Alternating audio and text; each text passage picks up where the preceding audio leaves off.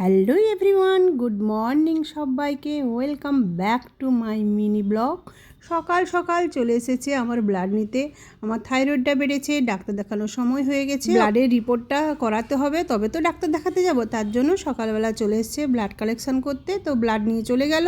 আর এই দেখো আমার সব থেকে অপছন্দের কাজ, মানে জামা কাপড় গোছানো। তো কাজটা করতে হবে, চলো করে নিই ফটাফট করে কাজটা। আমার গোছানো কমপ্লিট। এটা হচ্ছে আমার ছেলের, ওটার আমার, এখানে কর্তামশাই, এটা আমার মেয়ের, তারপরে বেডশিট গামছা তো আছেই। চলো দৌড়ে এবারে রান্নাঘরের দিকে যাই। আজকে রান্না হবে পনির রান্না হবে। পনিরটা চটচট করে কেটে নিচ্ছে, আর ওইদিকে আমার রান্নার জোগাড় হয়ে গেছে। পনিরটা কেটেই ফাটাস করে রান্না বসিয়ে দেব, আর চট করে হয়ে যাবে। জোগাড় যন্ত্র থাকলে না হয়ে যায়। দেখো একদম চুটকি মরে হয়ে গেল। আছে আমাদের মেদিনীপুরের বিখ্যাত নকশাবড়ি ভাজা, বেগুন ভাজা আর আলু পনিরের তরকারি। এই তরকারিটা কেমনভাবে হয়েছে অন্য শর্টসে আমি দেখাবো। ভাত দুপুর দিয়ে দিয়েছি।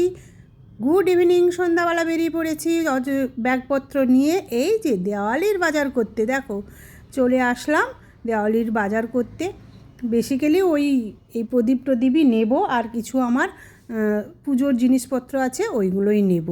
আর বাজার থেকে চলে এসেছি, বাজারে আর কোনো ভিডিও করিনি। দেখো কি নিয়েছি, এই যে এত প্রদীপ নিয়েছি, প্রায় 50-60 টাকানিক প্রদীপ আছে। এখানে আছে আমার ধুনোর দেওয়ার জন্য নারকেল চোবড়া, এটা প্রদীপ জ্বালানোর সলতে, আর পিতাম্বরী পাউডার আমার ঠাকুরের বাসন মাজার জন্য। আর এই যে একটা ঘন্টি নিয়েছি, যার সামনের দিকে ঝুলাবো বলে, দেখে বেশ ভালো লাগলো, নিয়ে নিলাম। আর এই এত ধূপ নিয়েছি, আর নিলাম দুটো খাতা। মুদিখানার বাজারের খাতা শেষ হয়ে গেছে, তাই সবজি বাজার করলাম কিছু। নিলাম কলা, শসা, বিনস, গাজর, পেঁপে, ক্যাপসিকাম। আর এই পাউরুটিটা কালকে টিফিনে দেবো। ভেতরে মাখন লাগানো, খেতে বেশ ভালো লাগে। নিলাম দুধ। তো চলো আজকের মতো বাজারপত্র কমপ্লিট। তো চলো সবাইকে শুভরাত্রি, গুড নাইট।